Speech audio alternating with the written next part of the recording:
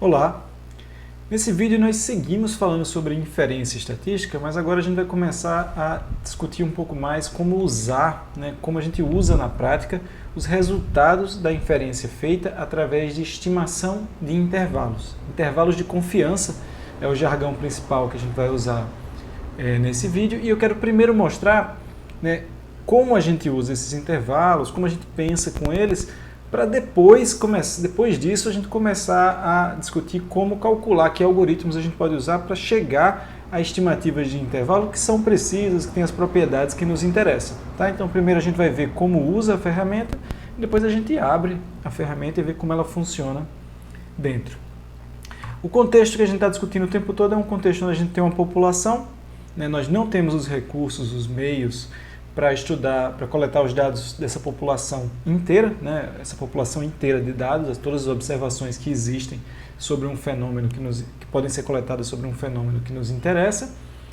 A gente gostaria de coletar isso, a gente gostaria de calcular uma estatística θ nesse conjunto de dados completo. A gente não tem um conjunto de dados completo, a gente tem apenas uma amostra desse conjunto de dados, e a gente só consegue calcular θ chapéu, que é o mesmo algoritmo que calcularia θ, aplicado nesse subconjunto de dados. É uma estimativa, estimativa de um ponto de onde é que está θ ou de alguma aproximação de θ. O processo de inferência estatística é o processo de, a partir dessa informação que nós temos da amostra e do θ chapéu, a gente falar algo sobre o θ da população. Então, por exemplo, a partir da média de altura de uma amostra de alunos, eu falar sobre a média de altura dos alunos em geral da UFCG, esse processo de generalização. Como a gente está indo de a gente está indo de uma informação incompleta para falar sobre a população, a gente está partindo de informação incompleta, a gente vai fazer uma estimativa que tem uma certa incerteza. O reflexo da falta de informação completa na estimativa é incerteza. Então a gente vai dizer que a gente vai chegar a uma estimativa que tipicamente, em vez de ser um ponto, a gente parte de um ponto que é o θ chapéu, mas a gente não chega em um ponto para estimar onde é que está θ de fato. A gente chega em um intervalo, uma faixa de valores onde nós dizemos que é plausível, crível, é de se esperar que θ esteja. Essa faixa de valores, ela tipicamente é descrita ou pode ser pensada como partindo do θ chapéu, que é a nossa informação inicial, partindo da média dos alunos em minha amostra, eu estimo uma faixa de valores em torno dessa média, para dizer onde é que eu acho que está a média de altura dos alunos em geral da universidade. E aí essa faixa de valores pode ser descrita como sendo o valor da minha estatística na amostra, mais ou menos uma margem de erro. Aquele famoso 2 pontos percentuais para cima ou para baixo, 3 pontos a mais ou a menos percentuais das pesquisas eleitorais. Aquilo é a margem de erro na estimativa que a pesquisa eleitoral representa, que a estimativa que a pesquisa eleitoral está fazendo, de onde está a preferência dos eleitores em geral, por exemplo, para esse contexto. Então, é importante a gente ir usando esses nomes, essa nomenclatura, para a gente conseguir reaproveitá-la na hora que a gente estiver pensando métodos, comparando métodos, pensando como é que esse problema funciona. Esse formalismo vai nos ajudar. Tem uma parte que falta do formalismo, quer dizer que essa estimativa ela tem um certo grau de confiança. A gente tem uma certa esperança de se ela está certa ou se ela está errada, se a gente coletou os dados e está estimando erroneamente onde é que está θ, por exemplo. Isso sempre é possível. Volto sempre ao exemplo da pesquisa eleitoral. Uma pesquisa eleitoral pode dizer que a expectativa de votos para alguém que está concorrendo está entre 35% e 37%, e essa pessoa ter 38%, ter 36%, ter 40% de votos, ter um valor que não cai na faixa da estimativa da pesquisa, porque a pesquisa ela tem uma certa expectativa de acertar e ela às vezes erra. É uma questão probabilística, tá? Isso vai ser refletido nesse nível de confiança que uma estimativa vai ter. Mais detalhes sobre isso no próximo vídeo. Nesse vídeo a gente quer se concentrar em entender como a gente usa essas estimativas para motivar e se acostumar com o resultado a que a gente quer chegar quando a gente vai estudando as ferramentas, os métodos para estimar intervalos. Então, vamos partir desse acordo. Tá? O intervalo que a gente está estimando aqui é um intervalo onde nós temos bastante confiança, bastante esperança, bastante crença de que a estatística, o θ, se encontra. A gente olha para a amostra e diz, olha, acho que θ está nessa faixa de valores aqui. Traduzindo voltando lá para o exemplo da pesquisa de novo, de opinião, se a gente pergunta, né, as intenções de voto em um candidato ou em uma candidata para o segundo turno de uma eleição. E a gente tem, por exemplo, esse primeiro intervalo de confiança estimado, esse do topo aqui da tela, entre 42% e 48% dos votos.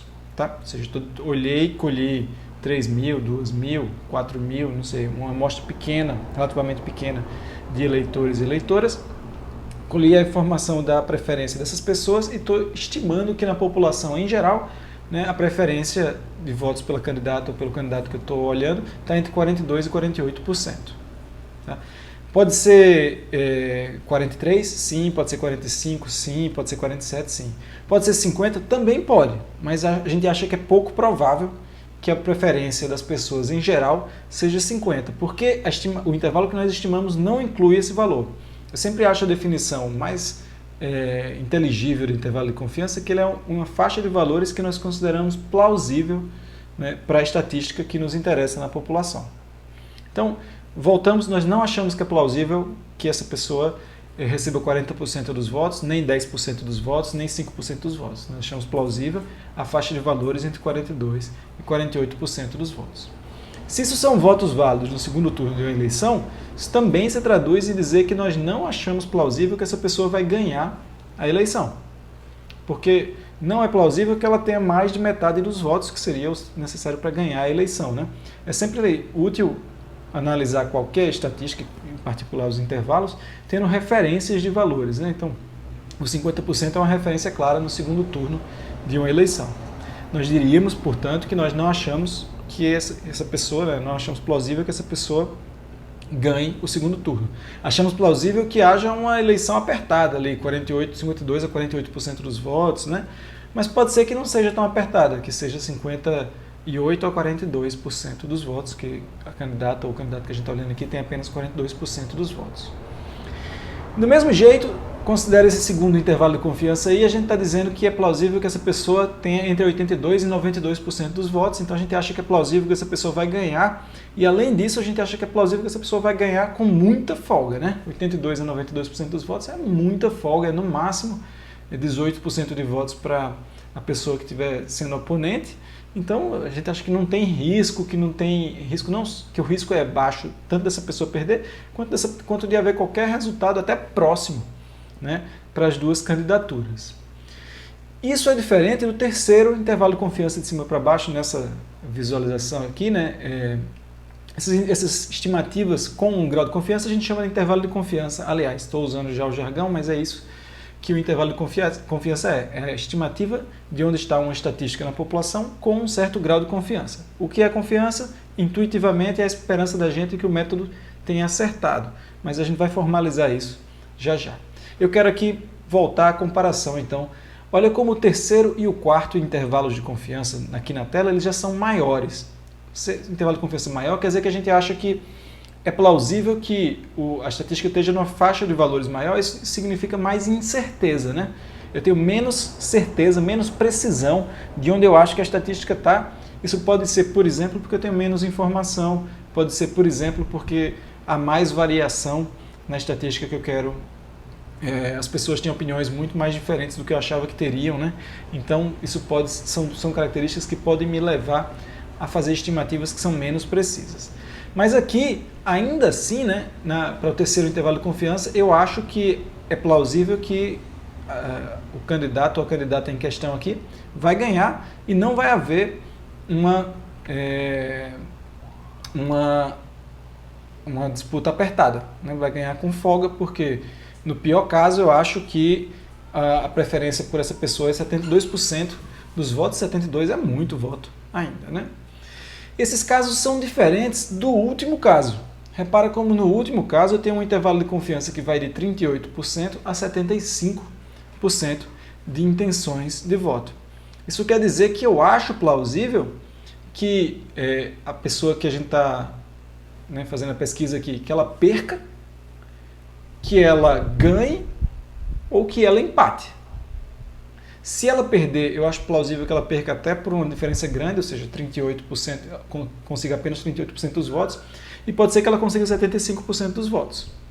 tem muita incerteza. Eu não sei, eu colhi dados, colhi talvez poucos dados, talvez os dados variem muito, e aí a estimativa que eu cheguei, ela não é precisa e ela não é conclusiva, principalmente. Ela não me permite concluir se eu espero que essa pessoa vai ganhar, perder ou até empatar a eleição, se é que isso é possível. Vai ter um resultado muito perto de empatar. Não sei dizer, tá? A gente tem que começar para pensar em estimativas e pensar em como a gente fala sobre o θ na ausência de informação completa, a gente tem que se acostumar a falar em termos de incerteza, a pensar com incerteza. Aqui existe uma incerteza no sentido de que eu não sei o que vai acontecer, né? Sei que não é plausível que nenhum dos dois candidatos, não é plausível que essa pessoa que a gente está medindo aqui a preferência, não é plausível que essa pessoa consiga só 10% dos votos, não é plausível que ela consiga 90% dos votos. Mas ali da zona cinza para ganhar ou para perder é possível e eu não sei com os dados que eu tenho, né? Essa estimativa não me permite, a partir dos dados que eu tenho, concluir uma previsão, o que eu acho que vai acontecer. Tá? É um exemplo de resultado inconclusivo, há ainda muita incerteza, não sei dizer se esse candidato vai ganhar ou perder. Se fosse um remédio aqui, eu estaria dizendo que não sei se o remédio causa melhora, nem piora, nem não faz diferença num tratamento. Vamos para um segundo exemplo, aqui onde eu quero mostrar mais intervalos de confiança. Um caso muito comum do uso de estimativas de intervalos é quando a gente quer fazer comparações entre grupos, né? Um remédio melhora ou piora comparado com outro remédio. Uma implementação é mais rápida ou mais lenta do que outra implementação de um certo algoritmo, né? E aqui eu vou mostrar um exemplo semelhante a esse. Então, imagina que nós temos um sistema hoje, nós temos um classificador, que é o estado da arte, para reconhecer um tipo de objetos em imagem, dizer se o objeto tem imagem ou não. Esse classificador tem uma certa precisão. E aí eu vou experimentar com vários outros classificadores que eu quero saber se são melhores ou não do que esse base inicial. Tá? Isso quer dizer que a estatística que me interessa para fazer essas comparações não é só a precisão do algoritmo novo. Eu quero a precisão do algoritmo novo comparado com o algoritmo atual, o estado da arte, e aí uma forma de fazer essa comparação, uma forma padrão de fazer essa comparação é fazer a subtração do desempenho desses dois algoritmos. De novo, a subtração não é a única comparação possível, a gente pode fazer a divisão, por exemplo, em risco se faz muito divisão. Aqui eu vou fazer a subtração. Então eu tenho o desempenho do meu algoritmo novo menos o desempenho do meu algoritmo atual. Se o novo for maior do que o atual, essa subtração vai dar um resultado positivo. Se o antigo tiver uma precisão maior, isso vai dar um resultado negativo. Se ambos tiverem um resultado idêntico, isso vai dar zero. Então a gente pode começar a pensar em como é que a gente interpreta a diferença o tempo todo agora. Isso vai ser muito útil para inferência e para experimentos. Então, voltando aqui à situação, eu tenho um conjunto de imagens, onde eu vou fazer um experimento e testar, comparar a precisão do meu algoritmo versus o meu algoritmo novo, né? O algoritmo vai se chamar C1 versus o algoritmo atual, e eu quero saber, quero generalizar, né? Eu tenho uma amostra de imagens, eu quero generalizar para imagens em geral, qual eu acho que será a diferença na precisão do meu algoritmo comparado com o C1. E aí, suponha que fez o primeiro experimento e eu cheguei nesse intervalo de confiança aqui, que a gente está vendo graficamente na tela. Ele tem... vamos, aliás, combinar uma outra coisa também que eu acho que é importante. A gente precisa saber o que é uma diferença relevante ou irrelevante, né? Vale a pena trocar o algoritmo atual por um algoritmo novo se houver uma diferença relevante. Se a diferença for de 0,001 na precisão, me parece que é uma diferença pequena. Se eu já tenho uma implementação do atual, por que eu vou me incomodar de fazer o novo, né? Claro que você tem que levar em conta outros critérios, mas a gente pode levar em conta só esse critério de ganho por enquanto aqui. E eu vou dizer então que eu só estou interessado em ganhos de precisão, só acho que são relevantes os ganhos de precisão que são maiores do que 0,25. Se a precisão for de 0,50 para 0,75, de 0,75 para 1, eu começo a dizer que ela é relevante. Se ela é muito menor do que 0,25, eu acho irrelevante, acho que não vale a pena esse algoritmo, tá? É um ganho pequeno, um ganho que eu não considero. O que é relevante e o que não é relevante vai variar de contexto para contexto, de área para área, né? Se eu estiver falando de salvar vidas, salvar a vida de 1% a mais de pessoas é muito importante. Se eu estou falando de ganhar 1% de performance tendo muito trabalho de implementação, isso já não vale a pena por outro lado. E aí, nesse primeiro experimento, eu testei C1, comparei C1 com o meu algoritmo atual, e eu cheguei à conclusão que a melhora de desempenho do C1, né, é plausível que ela fique ali entre 0,45, mais ou menos, talvez entre 0,4 e 0,6. Vamos chutar aqui, seria legal colocar os valores precisos também, mas tem entre 0,4 e 0,6. Então, ótimo, C1, é plausível que C1 produza melhoras na precisão que são relevantes, né, que estão entre 0,4 e 0,6 e que são muito legais para esse domínio da aplicação, são muito relevantes para esse domínio da aplicação que a gente vem discutindo até agora. Da mesma forma, se eu estivesse fazendo experimento com mais classificadores e eu tivesse um outro algoritmo, C2, que quando eu comparo ele com o algoritmo atual, ele produz um intervalo de confiança entre menos 0,6, né, e menos 0,4, esse pontinho é exatamente o θ-chapéu, né? E o intervalo de confiança aí é o θ-chapéu mais e θ-chapéu menos a margem de erro que a gente está estimando, que é a margem onde a gente acha plausível que o θ geral esteja, θ que é a diferença na precisão do novo menos atual na população de todas as imagens que existem. Voltando para C2. C2 só é plausível que ele cause uma piora, e uma piora relevante, né, no desempenho do sistema comparado com o algoritmo atual. Então, é um classificador que nós podemos claramente descartar. Ele não vai causar, né, uma piora de 0,1. Existem pioras maiores que são possíveis, mas ele ainda causa uma piora grande. Outra possibilidade é que eu tivesse um algoritmo C3 aqui que produzisse uma estimativa com mais incerteza. Tá? Eu tenho menos clareza de qual vai ser o desempenho desse algoritmo na população de todas as imagens do mundo. Mas veja que agora a faixa de valores de C3 ela admite desempenhos semelhantes a C1 e desempenhos superiores, né? Uma diferença comparada com o atual superior à diferença de C1.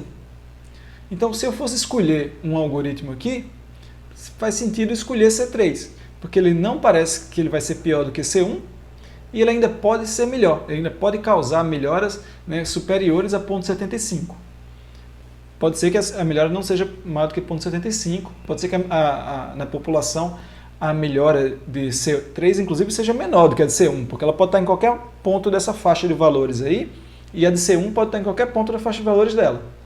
Mas, se eu acho que se vale a pena arriscar, né, eu acho que o desempenho do C3, quando for para a prática, para o desempenho para valer com muitas imagens, pode até ser melhor do que o do C1. Finalmente, se eu tivesse um algoritmo C4 com desempenho dessa maneira, ele seria um algoritmo que tem uma outra interpretação, né? Esse intervalo de confiança agora ele também é todo positivo, então acho que o desempenho do C4 sempre é de se esperar que na população para valer ele vai ser maior do que o do algoritmo atual, mas pode ser que ele seja relevante, seja maior do que 0,25, e pode ser que ele não seja relevante, que ele seja menor do que 0,25.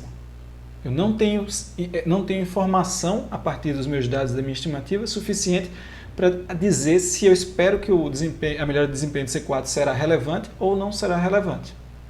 Tá? Eu tenho incerteza nesse ponto, não consigo afirmar isso. Consigo afirmar que haverá uma melhora e não consigo dizer se essa melhora será negligenciável, desprezível ou se ela será relevante para o meu domínio. Resta ainda, seria preciso mais experimento, mais dados, alguma outra coisa. A gente tem que saber o que a gente consegue interpretar e concluir a partir desses intervalos e começar a reconhecer onde é que a gente tem que parar, qual é o momento onde a gente não tem informação para fazer mais afirmações.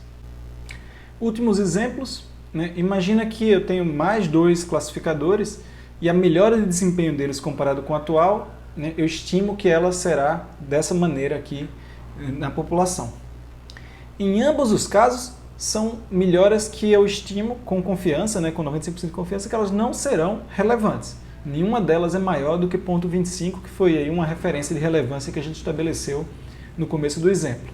Então, é de se achar que não haverá melhora relevante para ambos os casos. Não é plausível isso. Mas tem uma diferença entre C5 e C6. Para C5, eu tenho confiança de que haverá uma melhora, embora desprezível, mas essa melhora será positiva. Para C6, eu não sei dizer se haverá uma melhora, se haverá uma piora, ou se será igual, se ambos serão equivalentes. Repara, sei dizer que a melhora, se ela existir, ela não será grande. Sei dizer que a piora, se ela existir, ela não será grande. Será, né, com confiança eu estimo que a diferença será bem pequena, será bem próxima de zero. Tá? Mas não sei dizer se será positiva ou negativa. É bem importante, nesses casos, a gente fazer um esforço para tentar evitar o pensamento dicotômico apenas, assim, que diz que existe uma diferença ou não existe. Tá? A diferença ela pode ser grande, ela pode ser pequena, pode ser relevante, irrelevante, pode haver muita incerteza, pouca incerteza. A faixa de valores pode ser grande e pequena e a posição dessa faixa de valores pode mudar também. Então é importante fazer esse esforço de ver o que é plausível e o que não é plausível. Né? Esse 6 seria o algoritmo que eu posso afirmar com mais clareza que ele é equivalente ao atual. Se ele tiver uma diferença do atual, essa diferença será pequena, para mais ou para menos. C5 ele é um pouco diferente do atual, um pouco para mais, para melhor.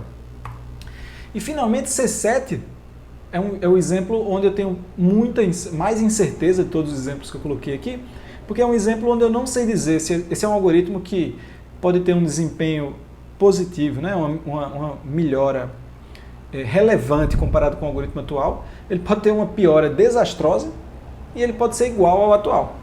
A gente basicamente não sabe dizer nada, quase nada, sobre o algoritmo C7. A gente só sabe dizer que ele não produz melhoras maiores do que 0,6, grosso modo, nem menores do que 0,5.